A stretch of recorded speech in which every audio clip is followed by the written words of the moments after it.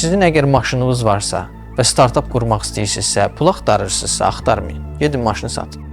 iPhone-unuz varsa, startap qurmaq istəyirsə, gedin satın. Onu etməmişdən, o addımı ata bilməmişdən bu yola heç çıxmağın bir mənası yoxdur. Tutaq ki, onu elədiniz. Ondan sonra yəni o pulu xərcləyib hansısa bir inkişaf edirsiniz ya da batırırsınız. Batırırsınızsa artıq təslim, deyirsiniz ki, bu alınmadı. Heç kimdə narahat eləmirsiniz. Yox, alındısa, onda artıq dosta, tanışa gelirsiniz ki, bax qardaş, belə bir şeyim var.